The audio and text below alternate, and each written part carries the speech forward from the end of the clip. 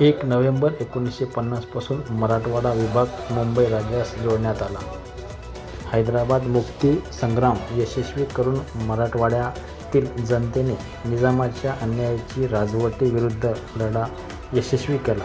हैदराबादचे सेनाप्रमुख जनरल अल इद्रिस यांनी 17 सप्टेंबर 1948 रोजी शरणागती स्वीकारल्याने खुद्द निजाम शरण आला. म्हणून सर्व मराठवाड्यामध्ये मराठवाडा मुक्ती संग्राम दिन साजरा करण्यात येतो.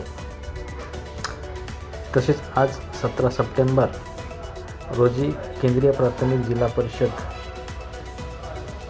शाळा पळशी येथे मराठवाडा मुक्ती संग्राम दिन साजरा करण्यात आला आहे. शाळेचे मुख्याध्यापक श्री संदुलवार सर यांच्या हस्ते ध्वजारोहणाचा कार्यक्रम करण्यात आला व